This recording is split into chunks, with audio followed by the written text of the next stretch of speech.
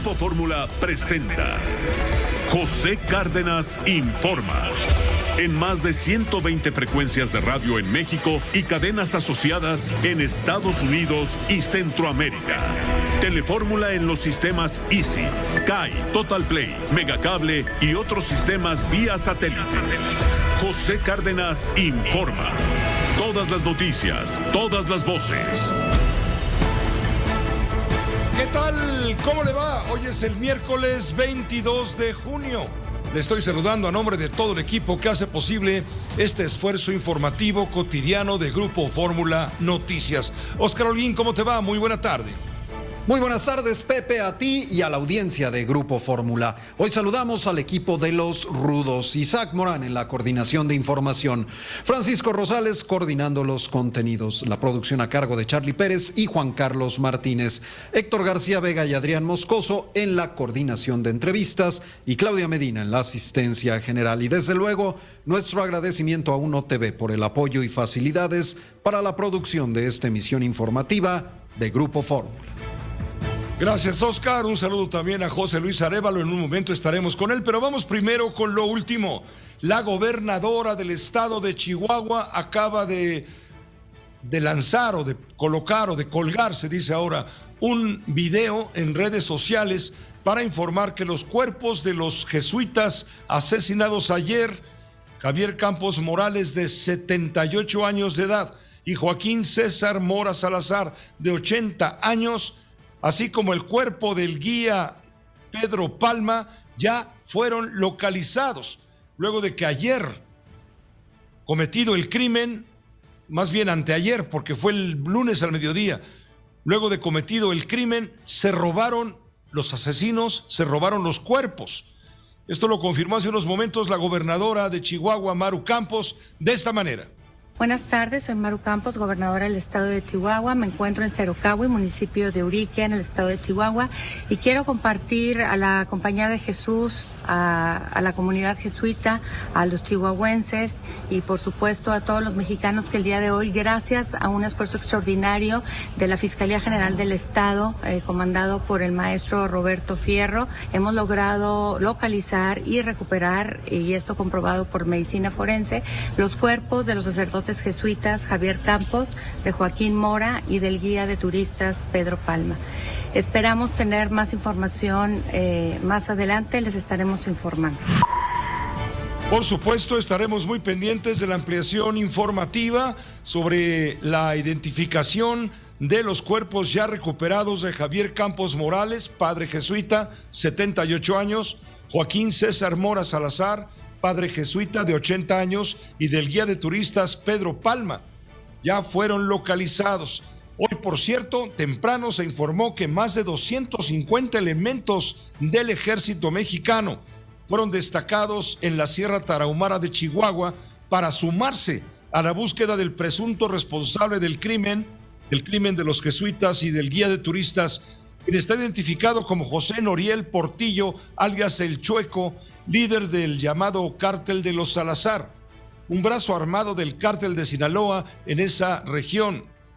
Ese sujeto es buscado desde abril de 2018 por el homicidio del profesor estadounidense Patrick Braxton Andrew, quien viajó a Urique, es el municipio donde se ubica justamente el lugar de la masacre. En Urique llegó como turista Patrick Braxton Andrew, el Chueco lo mató. Fue levantado, fue asesinado desde el Vaticano. Por cierto, el Papa Francisco ha ordenado, desde luego ha condenado la violencia en México en general, la violencia rampante, galopante, y lamentó la tragedia de los jesuitas asesinados. Dijo que estos crímenes provocan un sufrimiento inútil. Expreso también mi dolor y tristeza por el asesinato del otro día de dos religiosos, hermanos míos jesuitas y un laico. ¿Cuántos asesinatos en México? Estoy cercano con el afecto y la oración a la comunidad católica afectada por esta tragedia. Una vez más, repito que la violencia no resuelve los problemas, sino que crece el sufrimiento inútil. Sufrimiento inútil, dice el Papa Francisco al referirse a lo que ocurre en México con la violencia desbordada, no contenida por el aparato del Estado mexicano y especialmente por el crimen en contra de los jesuitas. Ha habido en lo que va del sexenio del presidente López Obrador más de 123,000 homicidios dolosos. Y entre todos estos, son 80 y tantos diarios, 82, 85 diarios. Entre estos hay que contar, desde luego, a lo largo de lo que lleva el sexenio, la muerte de 7 sacerdotes. Hoy, en la mañanera desde Palacio Nacional, el presidente de la República, desde luego, envió o reiteró condolencias a la comunidad de jesuitas y reconoció que el crimen organizado domina la Sierra Tarahumara. No, ahora lo que queremos es detener a los responsables. ¿Hay alguna explicación? Eso es lo primero, pues lo fundamental. ¿Hay alguna explicación, aunque sea extraoficial, de por qué se llevaron los cuerpos? No tenemos ninguna explicación.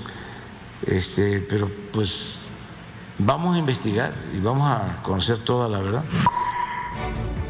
Esto dijo el presidente de la República. Vamos directamente a Chihuahua con mi compañero Raúl Alfaro de Fórmula Chihuahua. Él tiene más detalles porque autoridades locales y también federales han ofrecido 5 millones de pesos en recompensa para quien proporcione datos que permitan a la autoridad dar con el presunto asesino de los jesuitas y del guía de turistas, quien permita localizar a José Noriel Portillo Gil, alias El Chueco, por este delito ocurrido en Chihuahua en la Sierra Tarahumara, cerca de la Barranca del Cobre. Es el presunto responsable de los asesinatos y de acuerdo con investigaciones, de acuerdo con testigos, se le ha visto en las regiones de Cerocahui, Bahuichinibo, Porochi, Poblado Rodeo y Urique, justamente allá en la Sierra Tarahumara, en Chihuahua. Para cualquier información, hay un teléfono que se llama 089, el teléfono 089 de denuncia anónima. Es lo que da a conocer, revela el fiscal del estado de Chihuahua a todas las personas que pudieran brindar datos para dar con el paradero de este asesino o presunto asesino.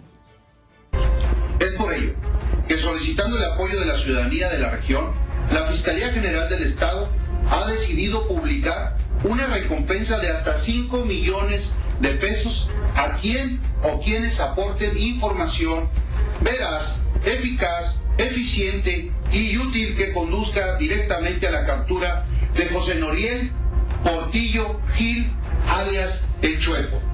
Esta persona es considerada un generador de violencia en la zona y se le imputan varios delitos de homicidio y delincuencia organizada, entre otros. Además de los hechos ocurridos el pasado 20 de junio en la comunidad de Cerocahui, que ya es de todos conocido.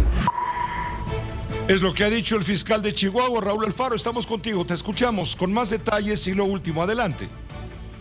¿Qué tal, Pepe? Muy buenas tardes, te saludo con mucho gusto y bien, como bien lo señalabas, es la Fiscalía General del Estado de Chihuahua, está ofreciendo esta recompensa de hasta 5 millones de pesos a quienes, pues den información útil y veraz que conduzca directamente a la captura de un presunto líder delincuencial de aquella zona serrana de la entidad, de nombre José Noriel Portillo Gil, alias El Chueco. También a él lo señalan, es un objetivo prioritario, ya que, pues es buscado por las autoridades y es responsable de generar violencia y de estabilizar la región occidente del estado de Chihuahua. Esto así lo han mencionado las autoridades estatales. Se da esta recompensa y ya señalan a un responsable de los asesinatos de estos 2 sacerdotes jesuitas y del guía de turistas, Pepe.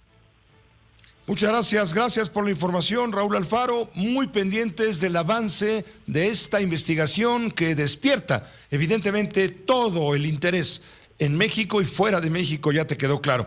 Que estés muy bien, Raúl, mientras tanto. Gracias, buenas tardes. Gracias, buena tarde. Y tenemos aquí un comunicado de los jesuitas. Hoy el padre provincial Luis Gerardo Moro Madrid, hace unos minutos, Dice que a las 4 de la tarde con 15 minutos, hace menos de 2 horas o casi 2 horas, recibió comunicación directa de la gobernadora de Chihuahua, Maru Campos, sobre el hallazgo de los 3 cuerpos, entre los que probablemente se encuentran, dice, nuestros hermanos Javier Campos Morales y Joaquín César Mora Salazar, ambos sacerdotes jesuitas. También comunica el padre provincial Luis Gerardo Moro Madrid que se está trasladando justamente a Chihuahua, al lugar donde los restos recuperados están resguardados para su identificación, que el día de mañana estarán confirmando la información revelada justamente por la gobernadora del estado en el video que acabamos de transmitir a usted hace unos cuantos minutos. Tendremos más información, por supuesto, pero primero, José Luis Arévalo tiene otras noticias importantes en pocas palabras. Muchas gracias, Pepe. Muy buenas tardes. Mega apagón en Campeche, Quintana Roo y Yucatán por el accidente de un trabajador. Dejaron de operar 6 líneas de alta tensión, afectó a 1.3 millones de usuarios, el 62% de la población. Balaceras despiertan habitantes de Fresnillo, en Zacatecas. En Michoacán, un sujeto ejecutó a 9 personas antes de ser abatido por las autoridades. Padres de familia bloquean por más de 22 horas la vía José López Portillo en Ecatepec. Exigen la detención de un profesor de kinder señalado por presunto abuso sexual. 7 estados adelantan fin de cursos para evitar contagios COVID. La Ciudad de México duplica pruebas de COVID. 32% de casos positivos están en la capital mexicana. Alistan restricciones en Puebla. Sequía en México asfixia a 19 estados. Nuevo León, Chihuahua y Coahuila, los más afectados. Cientos de personas buscan agua en Nuevo León. Insuficiente el programa de abasto implementado por las autoridades. Pedirá Joe Biden suspender impuestos federales sobre gasolina y diésel durante 3 meses.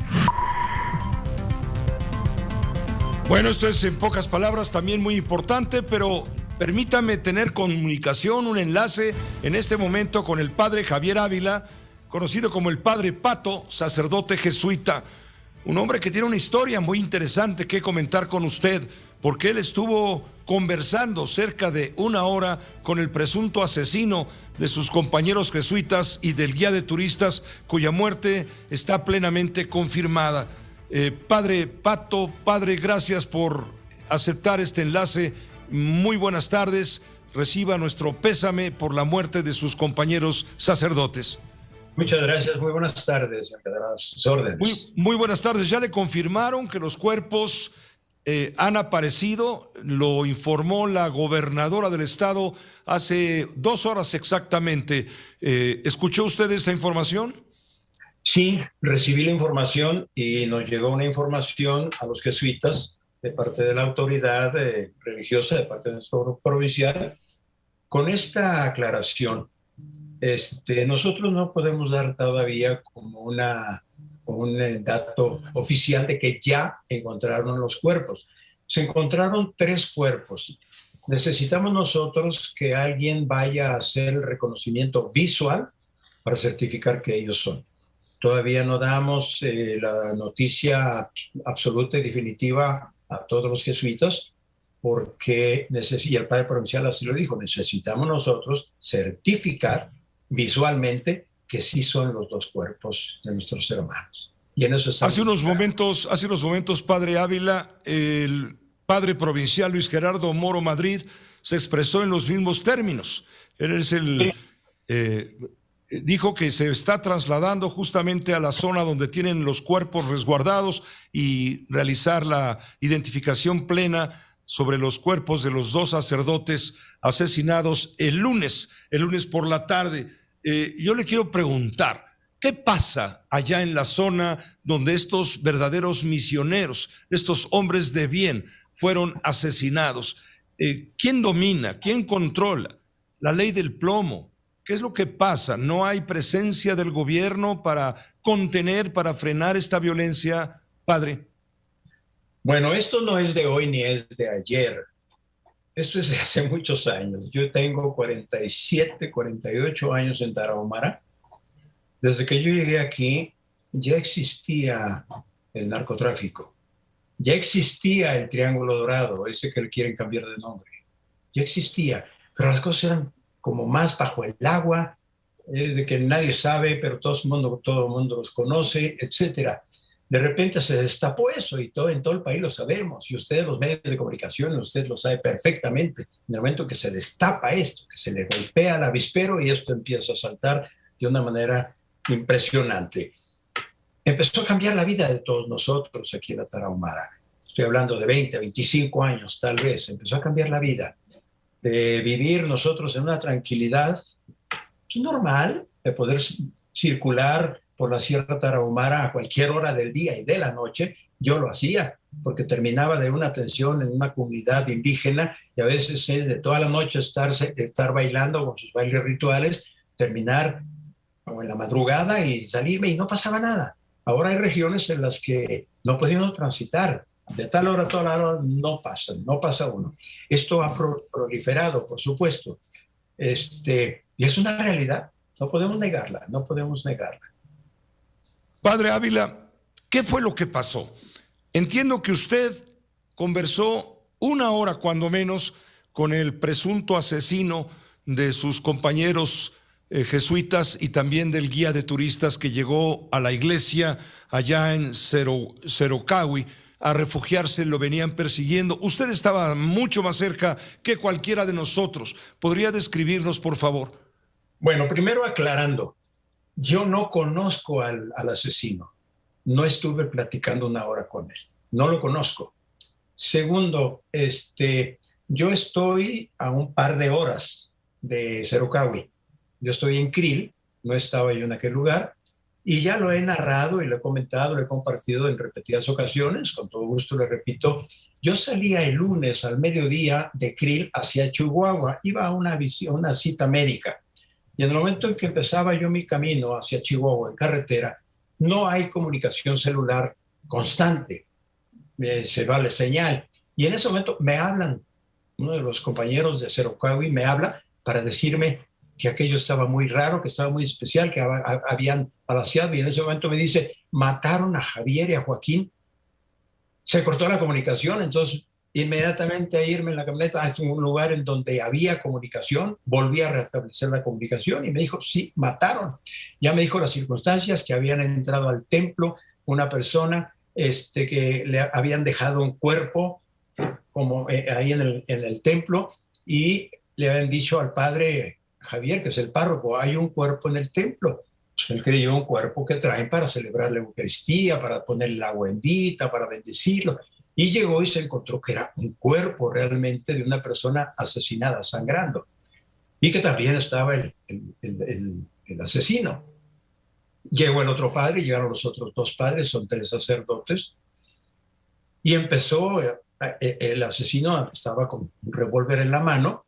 No supe qué tipo de diálogo hubo, porque tampoco ya no sabíamos ni qué pasó, porque de repente el asesino dispara en contra del padre Joaquín, cae el padre Joaquín, voltea al padre a ver al padre Javier, era el párroco, y también sin saber por qué le disparó y cayó muerto. Y el otro padre, el que estaba, dice él, oye, pues yo parece ser que es el que sigue. Él me lo comentó. Yo platiqué con él. Él es muy, muy tímido. Muy ¿Se refiere usted al padre Jesús Reyes? Realmente Exacto. Él fue el que estuvo, perdón, es que fue mi confusión en todo caso. Fue el padre Jesús Reyes, estando allá en Cerocahui, quien atestiguó absolutamente todo lo ocurrido e incluso habló con el presunto agresor. Él fue el que vio los hechos. Y me dice, cruza los brazos de una manera muy sencilla y me dice, pensé que yo era el siguiente. Y hasta dije, Señor, pues ahí voy. Pero no me disparó. Y el asesino, pues como que se quedó descontrolado y empezó a platicar conmigo y yo estuve platicando con él. Algo le pasó, me dice, porque yo comparo. Yo afortunadamente nunca he vivido lo que es una cruda después de una tomada, de una borrachera. Dicen que después todo el mundo se arrepiente de sus pecados y algo le pasaría a este sujeto, que ha de haber sido un golpe muy fuerte contra él, porque además él conocía muy bien a Javier Campos y a Joaquín Mora, el asesino, los conocía muy bien, pero me dicen que parece ser que iba completamente drogado, y a lo mejor en algún momento reaccionó y vio lo que hizo, y empezó a platicar con el padre. No supe de qué, no sé de qué, ni tampoco si fue media hora, 1 hora, 3 horas, fue un rato, estuvo platicando, y fue cuando el padre le dijo, déjame los cuerpos, no te los vayas a llevar. Y le dijo, sí, se los voy a dejar. Y después dijo al rato, no, mandó llamar a 2, 3 de los que andaban con él, los que subieron a la troca a los 3 cadáveres que estaban ahí tirados en el presbiterio del templo, y se fue. ¿A dónde? ¿A qué? No sé. Dice que el Padre Jesús, que se quedó desconcertado, sin saber qué hacer, y fue cuando me empezaron también a hablar y siguió el diálogo. Padre, ¿qué opina de esta violencia? Que esta violencia me preocupa mucho porque no baja, sube. Yo siento que algo que nos ha perjudicado muchísimo nos ha perjudicado en el mundo, en México en concreto, en México, que el problema de inseguridad, de violencia, está en todo el país, está en todo el país. Y el gran problema que yo siento es que todo el país está arropado por una impunidad impresionante. Entonces, la impunidad nos ha llevado a llegar a esos grados de violencia, de criminalidad, de delincuencia. Para mí esa es la explicación, es una de las explicaciones. Pues padre, le agradezco muchísimo el haber aceptado este enlace para que nos ayude a entender a todos, porque estamos sorprendidos, estamos azorados por lo que ocurrió con un par de sacerdotes jesuitas que tienen o tenían hasta el día de anteayer fama de misioneros, de hombres buenos, de gente decente, dedicada a apoyar y ayudar a la gente de la propia Sierra Tarahumara que se acercaba a ellos en busca de consuelo, cualquier tipo de consuelo. Le agradezco mucho que nos hayamos podido entender por este enlace hasta allá donde usted se encuentra. Muchas gracias a usted, y yo creo que no tenían ellos buena fama, ¿eh? La siguen teniendo, porque el hombre muere cuando se le deja de nombrar, y a ellos no se les va a dejar de nombrar en Tarahumara. Son 2 personas que dejaron una imagen muy grande. Gran lección, y le agradezco mucho. Que esté usted muy bien, padre. Igualmente, buenas tardes. Gracias, muy buenas tardes. El padre Javier Ávila, el padre Pato, sacerdote jesuita, quien estuvo muy al tanto de todo esto. Permítame una pausa muy breve. Regresamos, hay más información. Tenemos la crónica de la tragedia que ha dejado más de 1,000 muertos en Afganistán, más de 1,000 heridos y prácticamente 2,000 casas destruidas. Hay horror, hay pánico allá en Afganistán por este terremoto de 8.1 grados. Regresamos. Numeritos financieros con Beto León. El peso logra una 4ª jornada consecutiva de apreciación frente al dólar. Gana 12.95 centavos, el equivalente al 0.64%. Esto consecuencia de la expectativa de un posible aumento a la tasa de interés del Banco de México. El peso concluye jornada en 20 con 1 centavo por cada billete verde. La Bolsa Mexicana de Valores comienza a resentir los temores de un alza en las tasas de interés por parte del Banco de México. Cae 2% al perder 47.144.36 puntos. Y los temores de una recesión económica se reflejaron nuevamente en Wall Street. El Standard & Poor's 500 pierde 4.90 puntos. El Nasdaq pierde 16.22 puntos y el promedio industrial Dow Jones cae 47.12 puntos.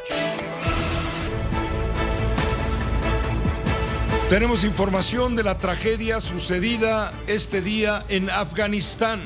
Se habla de por lo menos 1,000 muertos. La cifra podrá aumentar seguramente. También se habla de miles de heridos, sin precisar la cantidad. Al menos hay 2,000 casas destruidas. Esto es el saldo de un terremoto de 8.1 grados. Allá en Afganistán, donde cundió hoy el horror. Tenemos esta crónica justamente desde Afganistán. El número de fallecidos luego de un terremoto en Afganistán llegó a más de 1,000, según dijeron funcionarios de gestión de desastres del país, con más de 600 heridos, y se teme que el número de víctimas aumente a medida que se remuevan los escombros y llegue información de aldeas más remotas en zonas montañosas. Según mostraban fotografías y videos en medios afganos, el terremoto del miércoles redujo hogares a escombros y cuerpos envueltos en mantas yacían en el suelo. Salahuddin Ayubi, funcionario del Ministerio del Interior, dijo que se habían desplegado helicópteros en el esfuerzo de rescate para llegar a los heridos y transportar suministros médicos y alimentos. Ayubi también fue el que reportó sobre el aumento en las cifras de víctimas fatales, ya que, según dijo, algunas de las aldeas se encuentran en áreas remotas de las montañas y tomará algún tiempo recopilar detalles. Son los saldos de este potente sismo ocurrido pues en una zona rural y montañosa al este de Afganistán, que es nuestra antípoda.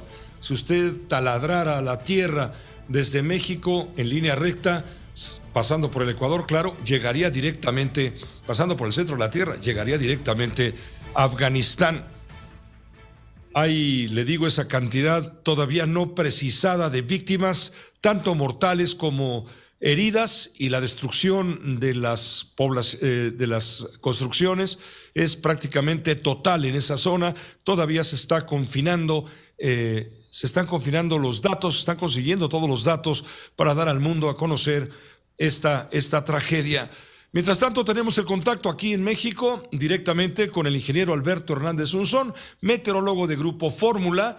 Él está muy atento y observando el temporal que está amenazando con torrenciales aguaceros estados como Guerrero, Michoacán, Oaxaca, Puebla y el estado de Veracruz. Alberto, ¿cómo te va? Muy buena tarde. Muy buenas tardes, Pepe. Perdonarás aquí el sonido ambiental, pero bueno, el primer día del temporal de lluvias en México, el primer temporal porque es el de verano, dejó lluvias bastante intensas, sobre todo en Chihuahua, 95 litros por metro cuadrado en la población de Guadalupe y Calvo, ya lo estarás narrando, también en zonas del estado de Veracruz, de 163 litros por metro cuadrado en Jaltipan y de 160 en Tepango, Puebla, fueron las principales. Esto a consecuencia de la sexta onda tropical que está cruzando en estos momentos la zona del Valle de México, Guerrero, Morelos, también Oaxaca, así que las próximas horas todavía la probabilidad de chubascos fuertes, tormentas para la noche. En toda esta franja central, desde Veracruz hasta Jalisco, tendremos los efectos de este sistema de la onda tropical número 6, porque la tormenta tropical Celia se encuentra a 515 kilómetros de Zihuatanejo, ya avanza hacia el mar abierto, hacia el Pacífico, dejando de afectar, Pepe.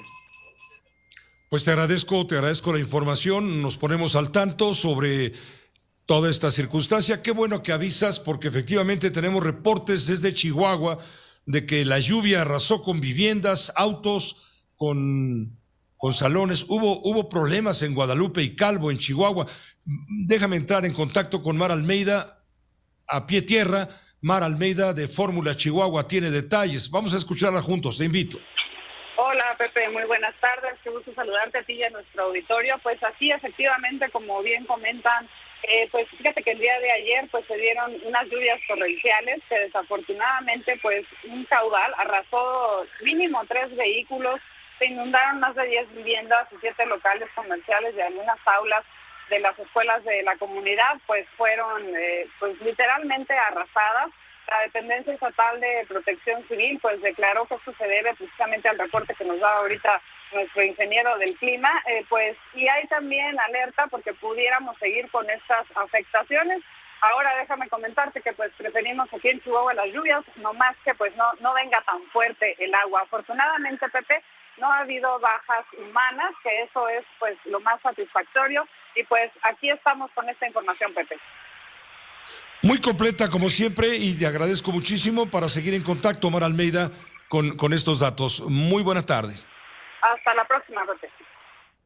Hasta la próxima, claro que sí. Ya escuchaste, ingeniero Hernández Unzón, la situación terrible. tú lo ves desde los satélites, pero aquí lo estamos también observando a pie tierra, estas inundaciones, vehículos arrastrados por la corriente, casas inundadas, una bodega destruida. Ese es el saldo del aguacero en Guadalupe y Calvo, según nos está reportando Mar Almeida. ¿Cuál es el pronóstico entonces para mañana, Alberto? Para mañana nuevamente los efectos de la onda tropical 6, pero ahora en Jalisco, Colima, Michoacán, Guanajuato, Querétaro, la zona poniente del Estado de México, y también tendremos tormentas hacia Durango, Chihuahua, Sinaloa y Nayarit. Así que muy pendientes, y las lluvias ya se esperan a partir de del domingo y lunes en la zona de Monterrey, y esto es muy buena noticia, cada vez más regulares y más generalizadas, Pepe.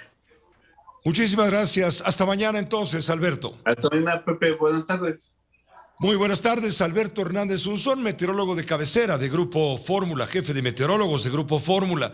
Noticias que también alarman, tienen que ver con el COVID-19. Acaban de informar las autoridades del sector salud la ruptura del récord de contagios en los últimos 16 días. Acuérdense que ya estamos en la quinta ola de contagios.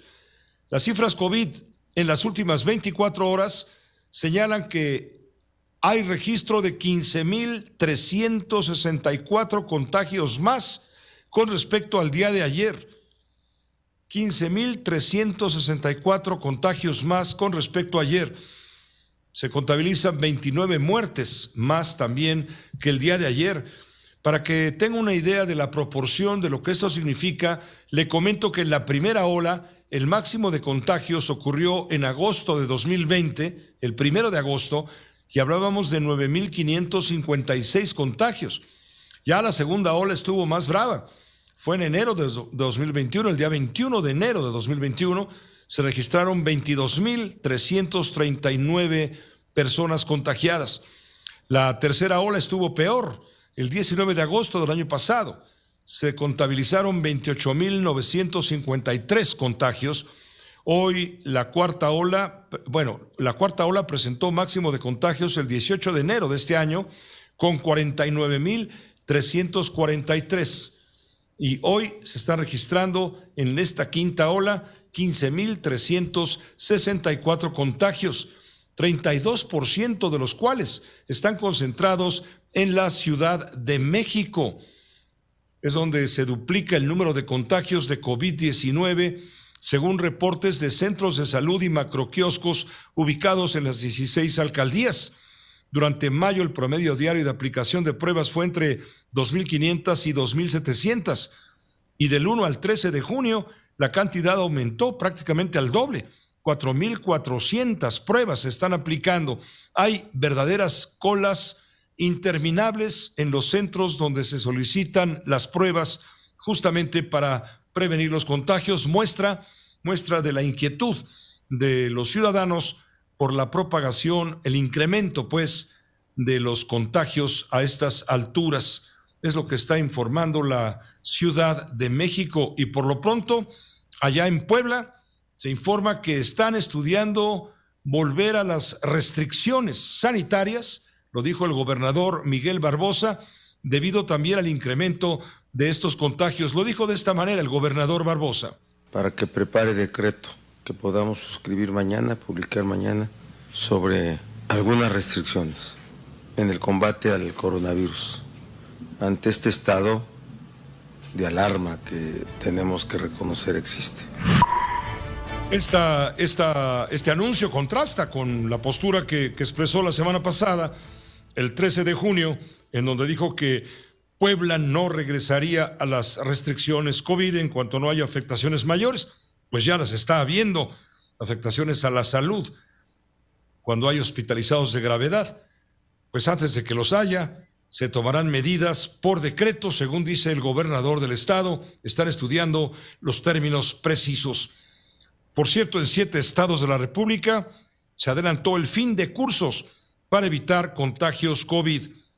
Baja California Sur, Nayarit, Tamaulipas, Colima, Tabasco y Veracruz. Ahí la Secretaría de Educación Pública y las organizaciones de padres de familia dijeron que aplicarán la medida de forma inmediata a más tardar la próxima semana para prevenir y no tener que lamentar mayores contagios. Permítame una pausa muy breve. Volvemos enseguida para explicar qué fue lo que pasó en el sureste, principalmente en los estados de Campeche, Yucatán y Quintana Roo, con el mega apagón que poco a poco ha sido, es decir, que dejó a oscuras, pues, esa parte del país. Afectó a 1.3 millones de usuarios, al 62% de la población del sureste, repito, Campeche, Yucatán y Quintana Roo. Poco a poco se ha ido restableciendo el servicio de suministro de energía eléctrica. En un momento, detalles después de corte.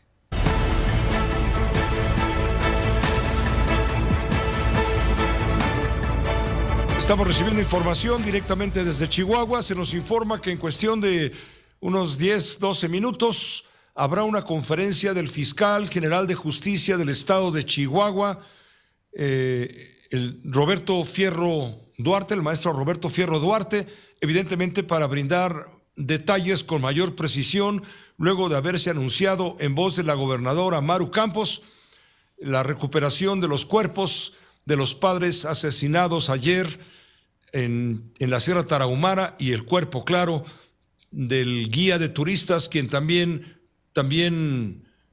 fue asesinado por esta gente que dice pertenecer, bueno, se supone pertenece al grupo de los Salazar, que es un brazo armado del cártel de Sinaloa en aquella zona. Desde luego estaremos atentos y en contacto permanente con usted.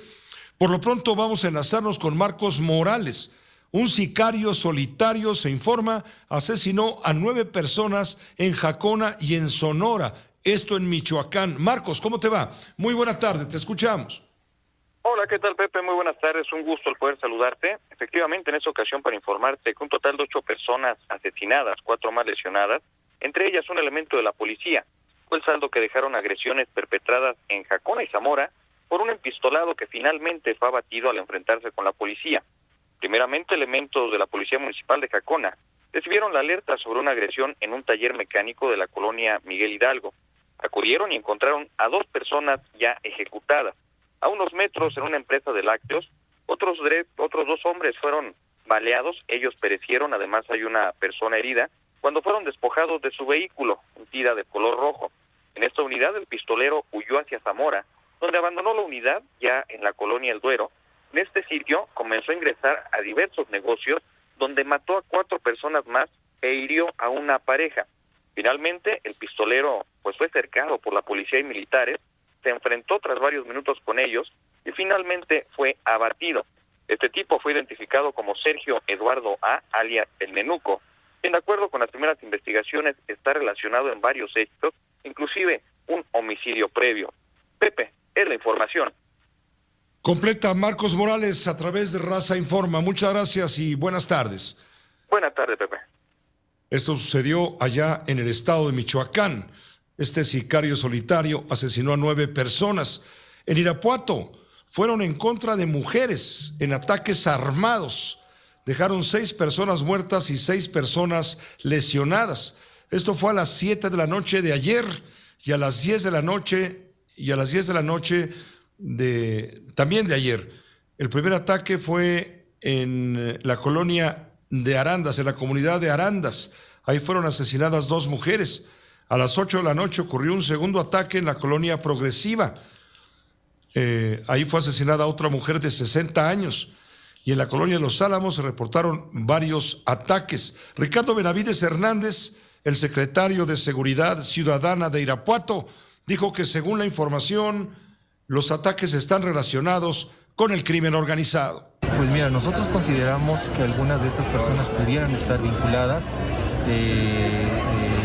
Contamos con algo de información.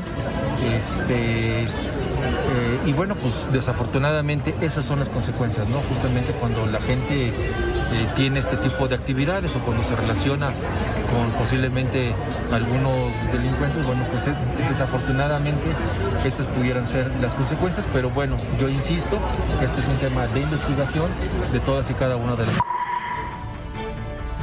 Esto sucedió, le digo, allá en Irapuato, 3 eventos trágicos distintos.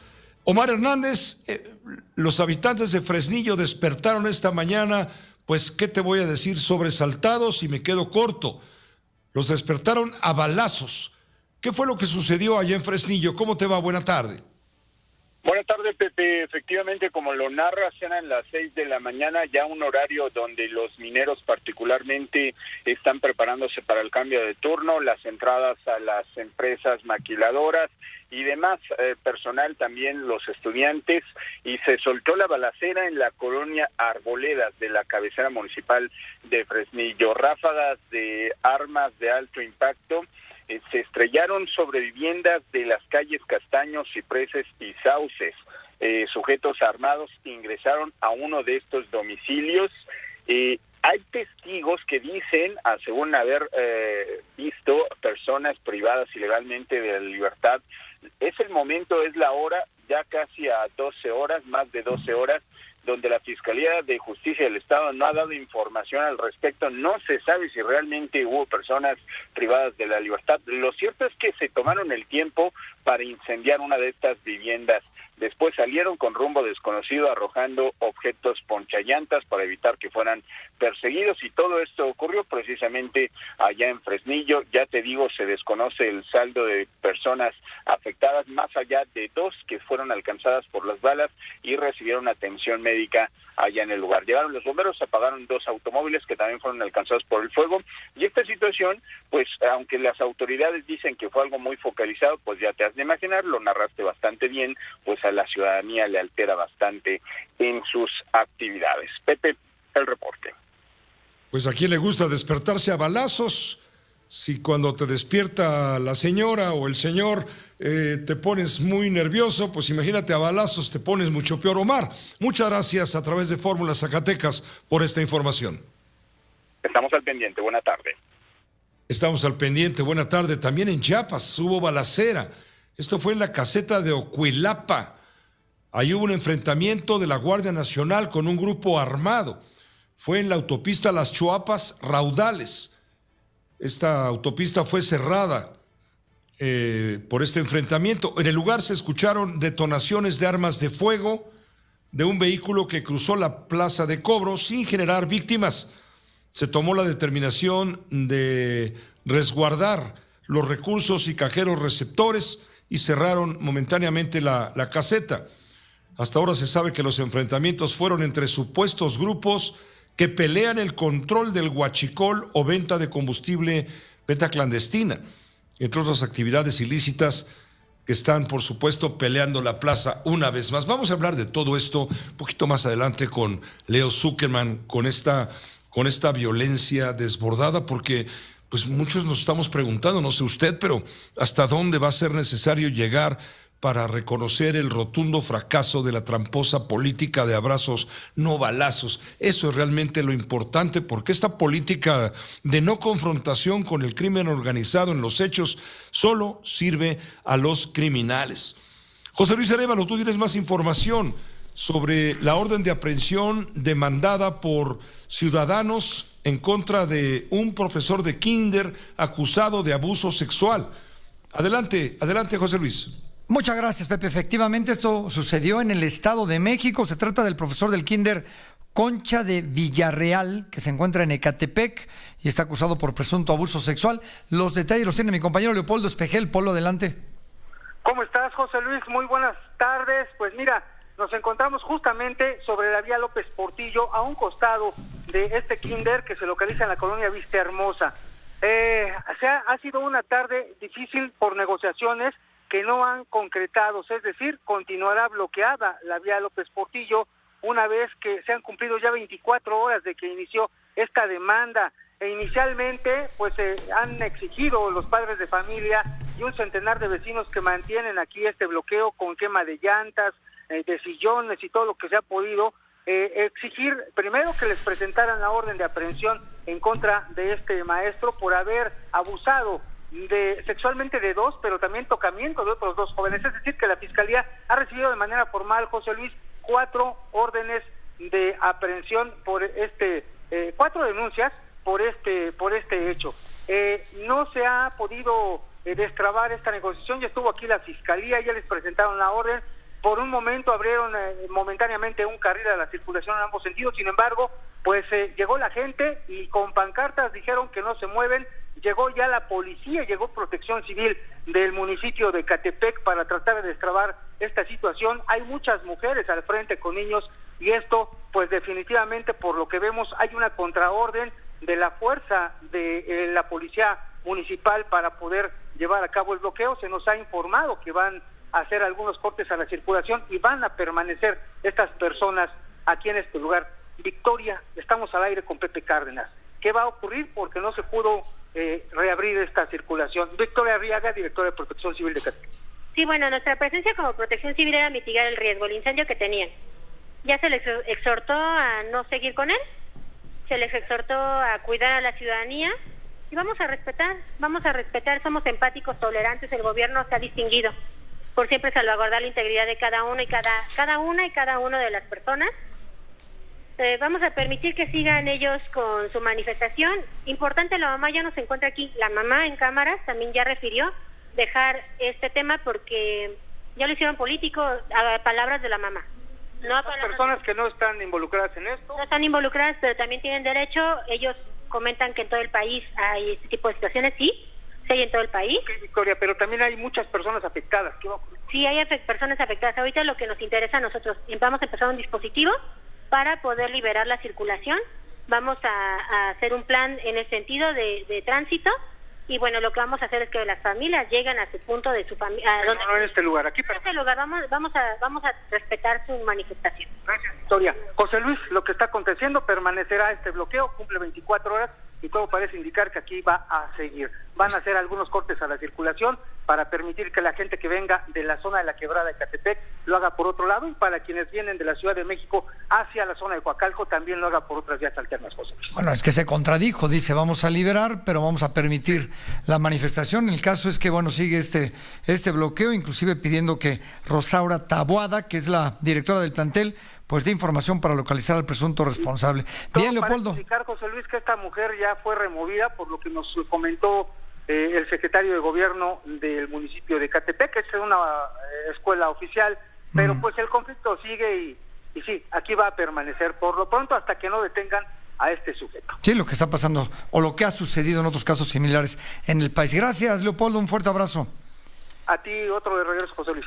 Y mientras tanto, en la Ciudad de México, la Fiscalía Capitalina ha sometido a proceso a 64 personas por cometer delitos contra las mujeres.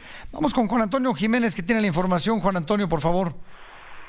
Gracias, José Luis. Muy buenas tardes. Uno de los principales tratantes sexuales de mujeres que también era buscado por el FBI de los Estados Unidos, Noé Quetzal, recibió una sentencia de 38 años y 6 meses de prisión de un tribunal de enjuiciamiento. La fiscal capitalina Ernestina Godoy informó que este sujeto, originario de Tlaxcala, enfrentó acusaciones por los delitos de trata de personas agravado y lenocinio agravado. Dijo que con las investigaciones se pudo demostrar que este sujeto enganchaba a sus víctimas, algunas de ellas menores de edad, para después explotarla sexualmente en diversos hoteles de Tlaxcala, Puebla, Baja California y la Ciudad de México, y de acuerdo con las indagatorias, se estima que este sujeto, que bueno, pues era buscado por el FBI, pudo obligar a ejercer el sexo servicio a decenas de mujeres. Godoy Ramos también destacó que en el periodo del 7 al 17 de junio se dio cumplimiento a 23 órdenes de aprehensión, así como a 41 detenciones en flagrancia, y se llevaron a proceso a 64 personas acusadas de diversos delitos, de los cuales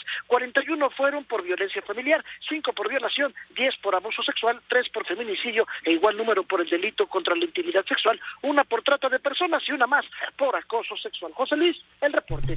Muchas gracias, Juan Antonio, un fuerte abrazo. Gracias, otro de regreso. Muy buenas tardes.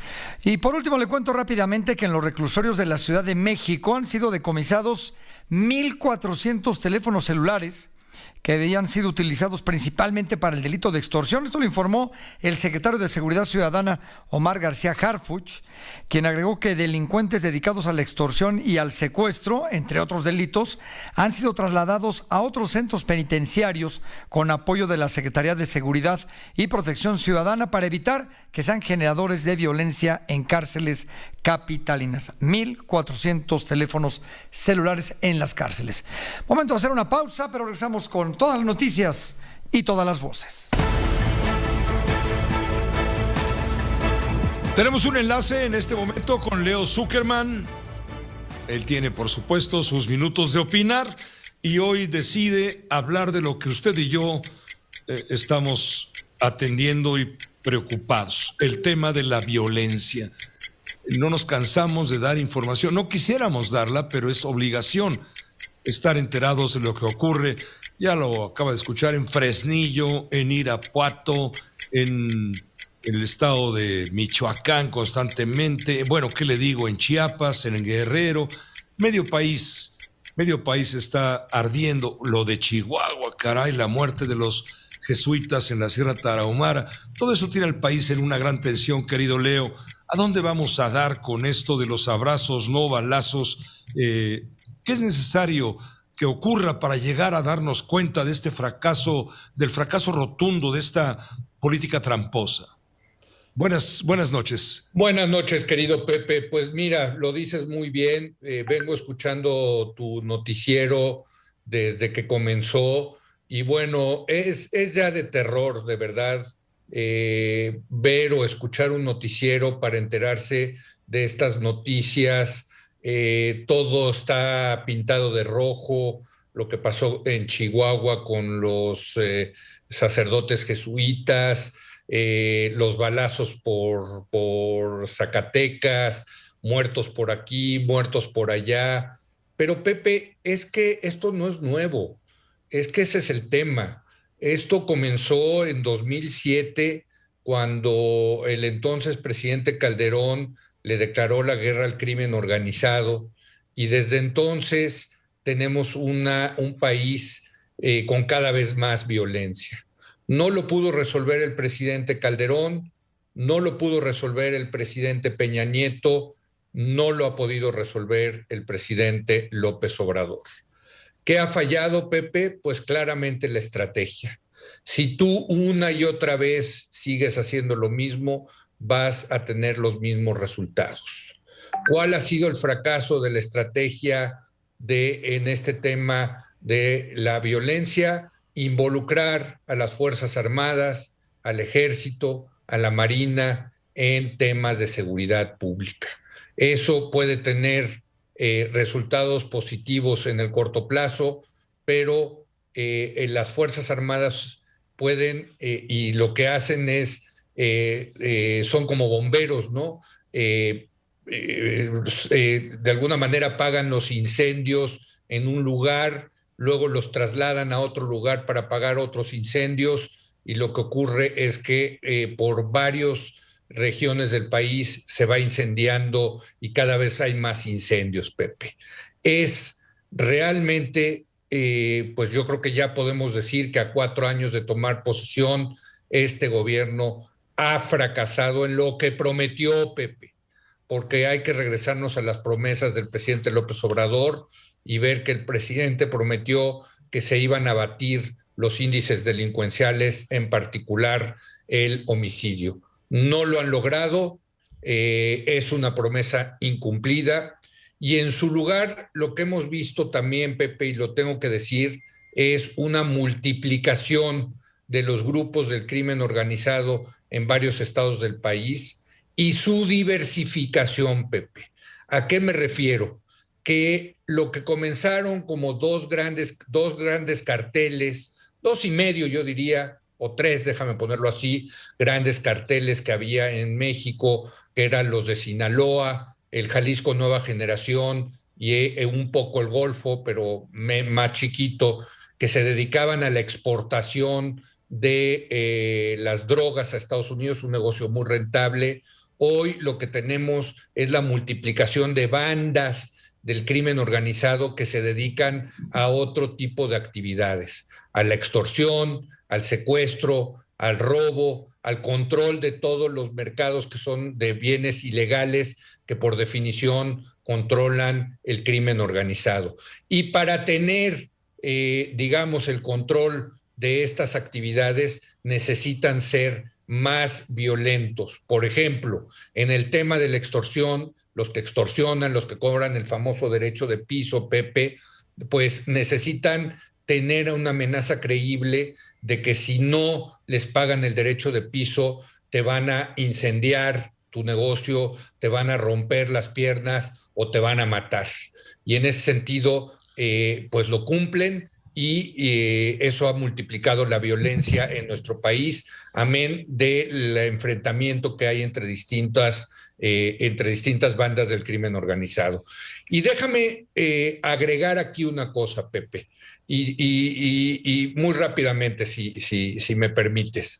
Se ha diversificado el crimen organizado al punto que ahora ya quieren controlar y monopolizar bienes, productos que son legales. Hemos visto cómo en Guerrero, en Chilpancingo, son los que proveen el pollo, la tortilla y la cerveza. En Michoacán, cómo se han dedicado a controlar y monopolizar las cosechas de aguacates y de limón. En Morelos, el crimen organizado es el que controla la provisión de agua potable. En Chiapas, las maderas preciosas. En algunos municipios del Estado de México, como Valle de Bravo, es el gas LP. En grandes obras, inclusive del gobierno federal, hay que comprarle la grava o materiales de construcción al crimen organizado, Pepe.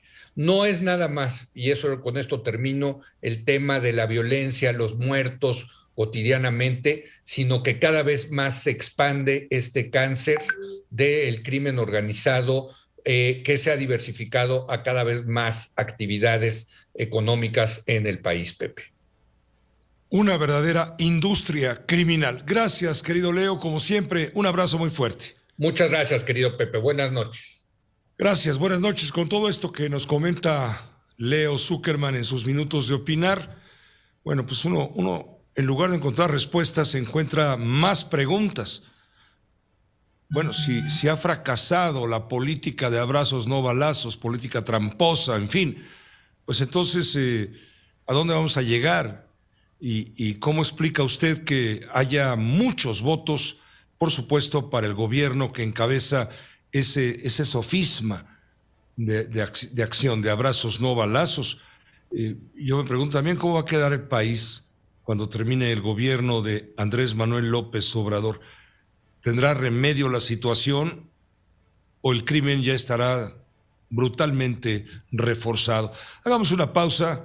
Mayo, el mes más violento, se da a conocer a través de la Secretaría de Seguridad y Protección Ciudadana, se da a conocer que mayo es el mes más violento en lo que va del año. Es lo que dice el gobierno. Tengo aquí los datos. 2.998 crímenes se cometieron el año pasado en mayo. Estoy viendo la cifra correspondiente al día de hoy. Bueno, en fin, se la tengo en un momento más. Sí, ya está aquí. 2.833 homicidios. El gobierno se congratula de que haya habido 160 homicidios menos, pero arriba de 2.400, cualquier cifra es una vergüenza. Hagamos una pausa. Mondragón de la Guardia Nacional. Así como todos los que han participado coordinadamente en el maestro Roberto Javier Fierro Duarte está ofreciendo una conferencia de prensa para brindar información y precisiones sobre el caso de los jesuitas asesinados, lo mismo que el guía de turistas. Vamos a escuchar parte. Debíamos esperar para dar a conocer datos correctos y precisos. Los trabajos de investigación y las diligencias ininterrumpidas efectuadas a cargo del equipo multidisciplinario de la Fiscalía General del Estado de Chihuahua han podido establecer y obtener datos relevantes en torno a los dos hechos distintos suscitados el pasado lunes 20 de junio en la comunidad de Cerocuagui, municipio de Urique. Es por ello que, de acuerdo con las actuaciones ministeriales, podemos establecer lo siguiente. El primer hecho.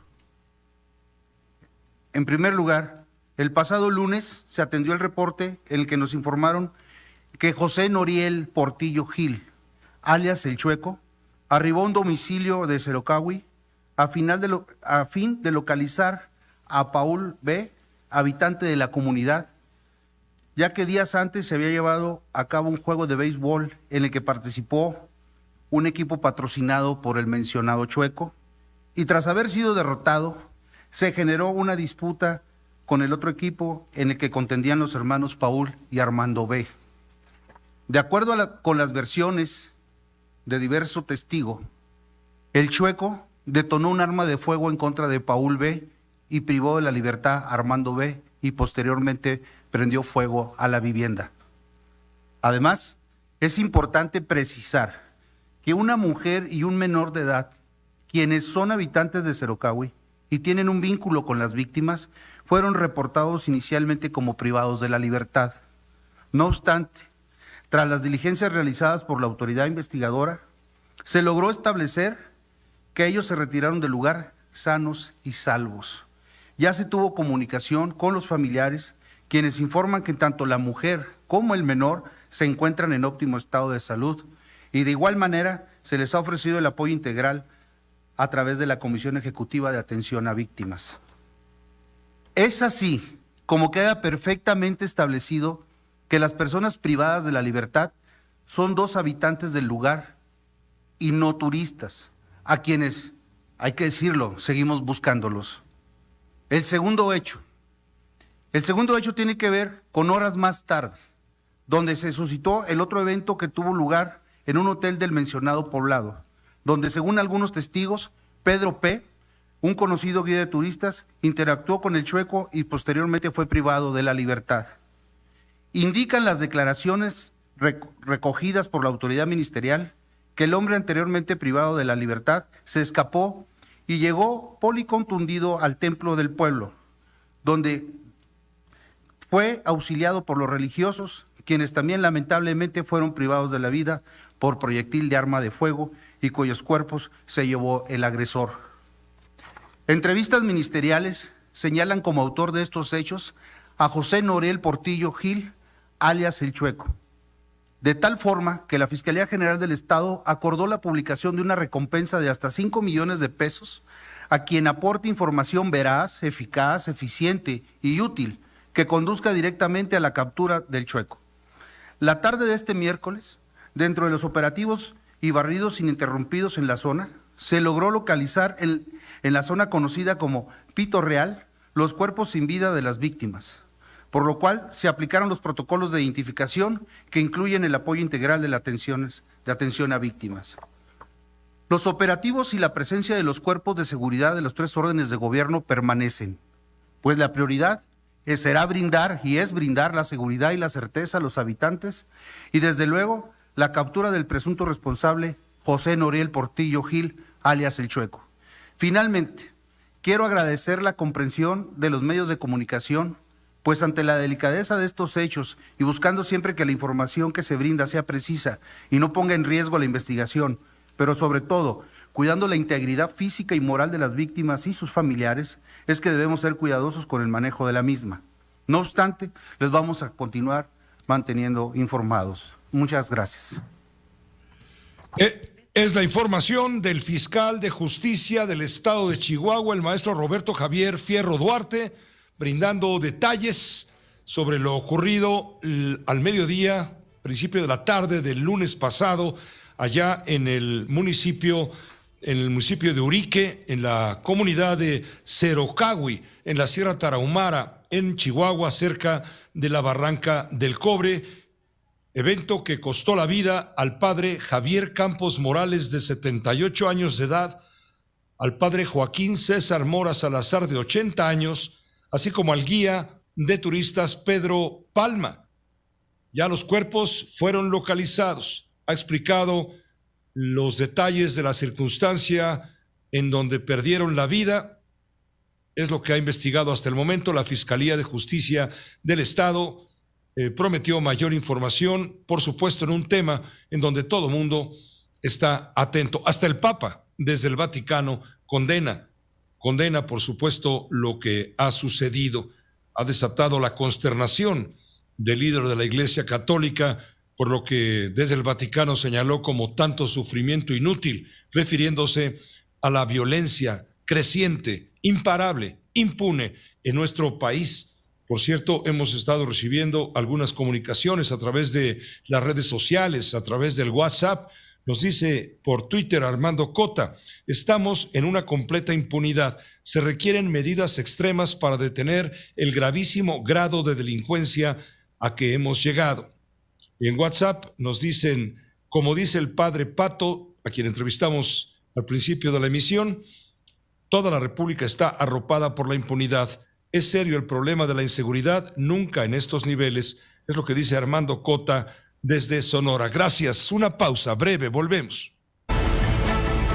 El doctor Carlos Elizondo Mayer Serra, colaborador en este espacio, profesor de la Escuela de Gobierno del TEC de Monterrey.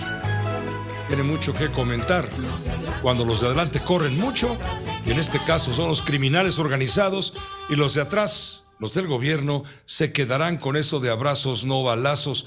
Es algo conmocionante, sin duda alguna.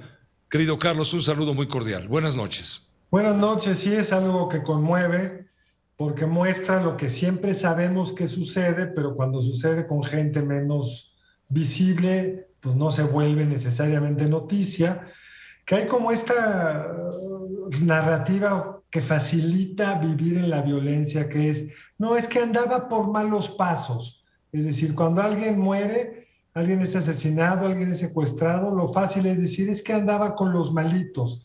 Y no, muchísimos de los que son víctimas son inocentes, como estos dos sacerdotes, que no solo eran inocentes, estaban tratando de ayudar. Fueron a tratar, como la doctrina cristiana lo dice con todo cuidado, ayudar al que está en necesidad, y fue acribillado por unos criminales que no puede uno entender cuál es la lógica de violencia que ya los domina, de suerte tal que no les parezca absurdo, inútil, criminal, horrendo a dos hombres mayores cuyo único error fue a tratar de apoyar a alguien que aparentemente tampoco tenía que ver con el crimen organizado. Y pues nos obliga, por supuesto, a preguntarnos, Pepe, esta idea que expresó el presidente la semana pasada, de que cuando una banda criminal domina un territorio, entonces hay menos homicidios. De hecho, dijo, no hay homicidios, lo platicamos hace una semana. Pues claramente es, aún cuando domina una banda criminal, no sé si en esta zona domina esa banda, como bien lo explicó Alejandro Ope en un artículo de este lunes, el problema es que las bandas no son organizaciones como una empresa formal donde está claro quiénes son los de adentro y los de afuera. Está compuesto por muchísimos grupos, saltan, cambian, hay matones a sueldo, hay pequeñas banditas, hay quienes son subcontratados, y por lo que entiendo, eso es lo que pasa en esta zona de la Sierra Tarahumara. No es que haya necesariamente un conflicto entre grupos criminales, hay bandas criminales que están yendo a hacer sus negocios, a resolver sus asuntos, y en este negocio resuelven matando, Pepe. Pero estarás de acuerdo, Carlos, estarás de acuerdo en lo señalado por Jesús Silva Herzog Márquez, también, por cierto, colaborador en este espacio, tú lo conoces muy bien, que esta política de confrontación, cito textual, esta política de confrontación con el crimen organizado en los hechos solo sirve a los criminales. Esto de abrazos, no balazos. El artículo de nuestro colega Chucho Silva lo dice también en otra parte muy bien. Los abrazos invitan a los balazos, porque en la medida en que no se confronta a alguien con poder, y el artículo de Jesús Silva arranca con esta crítica que Orwell hacía a los pacifistas en la época de la preguerra mundial, antes de la Segunda Guerra Mundial, había todo un grupo de, sobre todo gente de izquierda en Inglaterra, que decía, no hay que enfrentar a Hitler, porque bueno, no se enfrenta el poder con balazos. Estaban realmente optando por cederle Europa al fascismo. Entonces, lo que dice Orwell, y cita Chucho Silva, es que en esa política pues, lo que le estás dando es el poder a quien tiene la vocación de usar las armas como instrumento de expansión, ya sea un Estado, en el caso de la Europa de la preguerra, antes de la Segunda Guerra Mundial. Dice muy bien Silva Herzog que no hay que llevar esta comparación más allá de lo que es. Nadie está diciendo que estemos en una situación como la de los nazis, pero sí en una situación donde el Estado está para que justo cuando alguien se arma y quiere controlar un territorio, no suceda, porque quien controle ese territorio no solo se contenta con pasar droga, sino se va moviendo a otros negocios. Hace años, Pepe, lo platicamos, yo me acuerdo de este caso, tú tienes en general mejor memoria que yo, cuando el gobierno de Peña intervino en Michoacán. ¿Te acuerdas que discutimos acá cuando se hizo público esos papeles de la tuta que llevaba la contabilidad de sus negocios? Y el principal negocio no era la droga, era la exportación de fierro, de mineral de hierro, minas clandestinas que salían por Lázaro Cárdenas. Es decir, cuando un grupo criminal monopoliza, hegemoniza un territorio, pues va tratándolo de controlar todo y no le importa si en el camino quiere extorsionar a un guía turista, lo que haya pasado, y le molesta que alguien le haya ido a apoyar, pues los acribilla. Y lo único que puede hoy presumir la gobernadora, Pepe, es que ya recuperaron los cadáveres. Hombre, y lo único que nos dice hoy el presidente es que ya saben quiénes fueron los culpables. Se sabía desde las notas periodísticas. Ese no es el tema de impunidad. El tema de impunidad es que los criminales sepan que los van a atrapar, entonces no hacen este tipo de acciones, y no solo actúa el gobierno cuando se trata de víctimas que por alguna razón tienen eco social, tienen eco en los medios, que es lo que tristemente sucedió con estos dos sacerdotes, Pepe.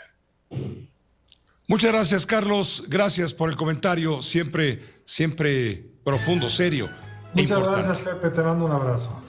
Igualmente, gracias, Carlos Elizondo.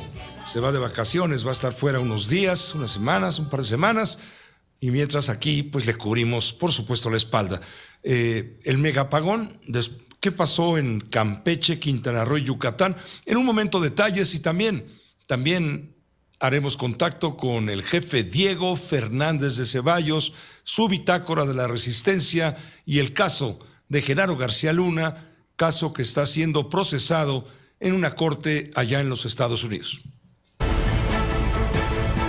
Bueno, resulta que entre las 8 de la mañana con 32 minutos y las 8:40 también de esta mañana de miércoles, se reportó una falla en 6 líneas de alta tensión que distribuyen la energía eléctrica, pues nada más en 3 estados de la República del Sureste. Estamos hablando de Campeche, Quintana Roo y Yucatán. Esto provocó un apagón. Afectó a más de 1.3 millones de usuarios, el 62% de la población que vive por allá. Omar Aguilar está en Cancún, Quintana Roo. Tú tienes la crónica de lo que sucedió esta mañana y a qué hora se recuperó el fluido eléctrico, como dicen los enterados. Omar, ¿cómo te va? Muy buenas noches allá.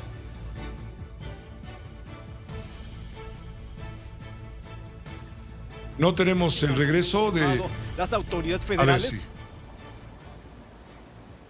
Sí, te comentaba, Pepe, que pese a lo que están diciendo las autoridades federales aquí en la península de Yucatán, bien lo mencionas, Campeche, Yucatán y Quintana Roo, pues la recuperación de la energía eléctrica fue muy lenta. Aproximadamente 5 horas duró esta problemática aquí en el municipio de Benito Juárez, mejor conocido como Cancún, y bueno, hubo de todo, algunos problemas principalmente de comunicaciones, porque por 1 hora prácticamente se cayeron el internet y también la telefonía. Además, los servicios públicos fueron suspendidos momentáneamente, aunque posteriormente se recuperaron, principalmente el tema de los semáforos. Incluso el ayuntamiento pues impuso un operativo especial con policías preventivos para tratar de evitar estos conflictos, estos nudos viales, principalmente en los accesos hacia la zona hotelera, misma que, te repito, posteriormente fue solventada. También los hospitales locales fueron afectados. Algunos, debido al calor, pues tienen plantas de energía eléctrica para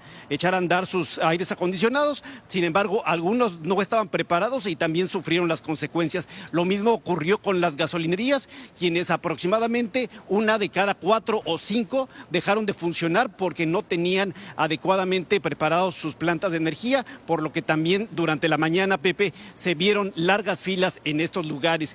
Y bueno, te comento, aquí en la zona hotelera donde nos encontramos ya en estos momentos, también hubo algunos problemas porque los hoteles hoteles tampoco estaban funcionando las plantas adecuadamente. Las grandes cadenas sí lo hicieron y afortunadamente los turistas no fueron afectados durante sus vacaciones. Es prácticamente lo que ocurrió en la zona urbana de Cancún, Quintana Roo, donde viven pues la mayoría de los empleados de los hoteles y de los centros de trabajo de este lugar. Prácticamente tuvieron un día difícil, 5 horas duró, aproximadamente a las 14 horas comenzaron a funcionar otra vez los semáforos y la mayoría de los servicios públicos pues ya están restablecidos en este momento, Pepe. Muchísimas gracias Omar por la información. Buen viaje por allá, Omar Aguilar. Hasta luego. Hasta luego, gracias. Desde Cancún, Quintana Roo. Bueno, esto mismo ocurrió en ciudades importantes como Campeche, Mérida y, ¿qué le digo? Las demás, Valladolid, Progreso en Yucatán, en fin, Champotón, toda esa zona del estado de Campeche, del estado de Yucatán y del estado de Quintana Roo. Todo este percance se debió a la salida de líneas de transmisión, 6 líneas de transmisión, según dijo la Comisión Federal de Electricidad en un comunicado.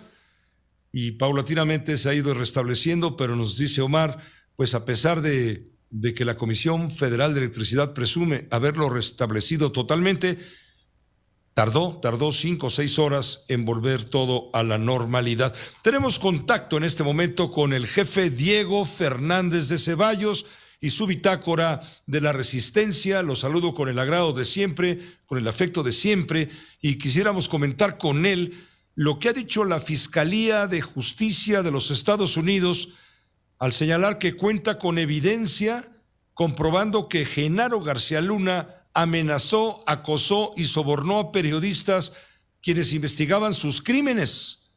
Luego de su arresto mostró voluntad de manipular a testigos.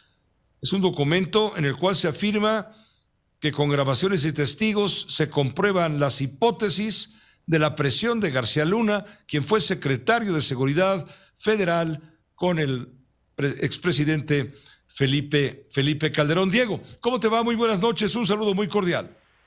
Igualmente, José, para ti y para la audiencia. Veamos. ¿Qué te parece lo que dice la Fiscalía? Sí, claro, la Fiscalía de Estados Unidos. Ayer y antier, Carlos Marín, en Milenio Televisión, sostuvo 2 charlas de verdad interesantes con Mike Vigil, quien fuera por 12 años nada más y nada menos que el jefe de operaciones internacionales de la DEA en México y Centroamérica en materia de narcotráfico. Pues este señor Vigil aclaró que él no puede considerar a García Luna inocente o culpable de algún delito, pero sí da testimonio de que trabajó con él durante muchos años y que se ganó García Luna la confianza de la DEA por su excelente colaboración. Pero dijo además Vigil, y esto es muy importante, José, que no le da ningún valor y que desecha por inverosímil las supuestas grabaciones telefónicas de García Luna ya en la cárcel de Estados Unidos, en las que supuestamente acepta ante un desconocido pedir a la mafia rusa que amedrente o asesine a quienes puedan declarar en su contra. Veamos, José, el viejo exfuncionario de la DEA dio múltiples razones para no otorgar valor alguno a esa tontería. Vale la pena también recordar que García Luna no ha sido condenado hasta hoy por ningún tribunal y que al día de hoy ni siquiera ha comenzado su juicio, siendo este juicio retrasado por la Fiscalía de los Estados Unidos para tratar de aportar pruebas sólidas en ese expediente. Ahora, José, no nos engañemos.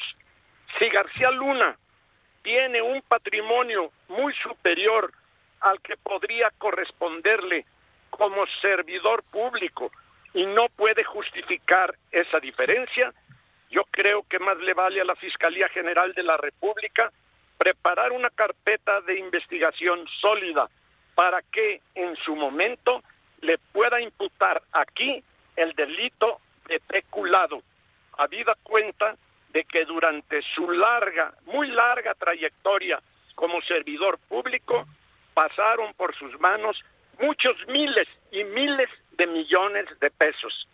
Me da la impresión, José, de que quien manejó tanto dinero durante tanto tiempo, si fue corrupto, habría sido muy estúpido si en vez de meter la mano en su propio escritorio, en el cajón de su propio escritorio, hubiera aceptado dinero de un cártel al que le decomisaba la droga y aprendía a sus capos, que es precisamente este doble juego lo que no perdonan esos criminales.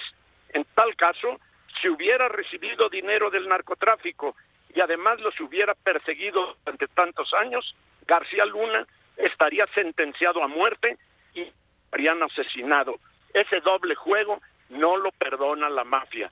Ahora, finalmente, por lo que se refiere al escarnio público que desde Palacio Nacional se ha venido haciendo con sevicia y constancia en contra de García Luna, y no lo defiendo, sin que haya pruebas ni sentencias de por medio, después demuestran una vez más y únicamente la indecente catadura de Tartufo. Ese es mi comentario, José. Gracias Diego, como siempre. Adiós. Adiós. Es Diego Fernández de Ceballos, sí, porque en Estados Unidos están presumiendo tener pruebas, más pruebas en contra de Genaro García Luna, con grabaciones de amenaza a periodistas que investigaban sus crímenes, grabaciones y testigos que comprueban estas hipótesis, aunque la Fiscalía de Estados Unidos no aclara qué periodistas fueron sometidos por el exsecretario de Seguridad Pública. Hoy en Estados Unidos también es noticia el anuncio de hace un rato hecho por el presidente Joe Biden, quien está pidiendo al Congreso de Estados Unidos suspender por 3 meses un impuesto federal sobre el precio a las gasolinas. Tenemos el enlace a Washington con mi compañero, el periodista Armando Guzmán, corresponsal. Armando, muy buenas noches en Washington.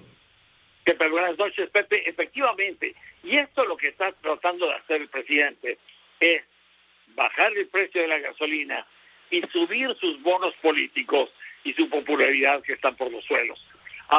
No ha habido presidente en la historia de Estados Unidos que haya tenido sus bonos más bajos a este punto. Lo que el presidente está pidiendo es que el Congreso baje 26 centavos por galón de gasolina, que en realidad no le resolvería mucho la situación a millones de estadounidenses que están comprando más gasolina y que están llevando esta gasolina a niveles que nunca había tenido. Nunca habíamos visto gasolina de $7, ahora la vemos comúnmente en California. Nunca la habíamos visto a $6.50 en la costa este y lo estamos viendo por todas partes.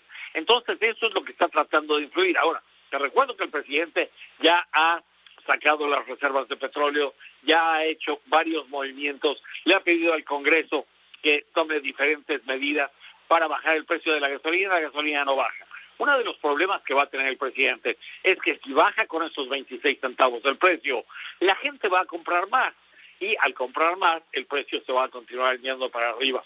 Uno de los problemas, y esto me lo decían en el Instituto Peterson de Asuntos Económicos en Washington, es que lo que ocurre en realidad es que con todo este discurso acerca de los autos eléctricos y de que se van a acabar la gasolina y el uso del petróleo y todo va a ser reemplazado con energía renovable, quienes tienen acciones y bonos en el petróleo lo están sacando y están sacando el mayor provecho posible de esto.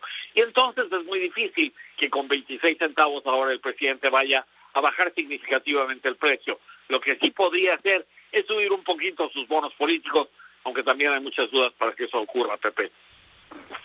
Muchas gracias, Armando, gracias por el comentario. Ya veremos los resultados que podrás medir si es que el Congreso aprueba este congelamiento de los precios. Que estés muy bien. Gracias, Pepe, buenas noches. Muy buenas noches, Armando Guzmán, desde la capital de los Estados Unidos. Una pausa muy breve, regresamos al cierre. Telefórmula en el 121 de Easy, 157 de Sky, 161 de Total Play, 153 de Megacable y en los sistemas vía satélite a todo el mundo. José Cárdenas informa. Todas las noticias, todas las voces. Pues hasta aquí lo más importante en las noticias. A nombre de todo el equipo, gracias por su atención, su confianza y todo lo demás. A continuación, en estas frecuencias de radio, sintonice usted la fórmula financiera. Lo esperan los periodistas Mari Carmen Cortés, Pepe Yuste y Marco Antonio Mares, y en Telefórmula, Leonardo Curcio. Gracias y hasta mañana.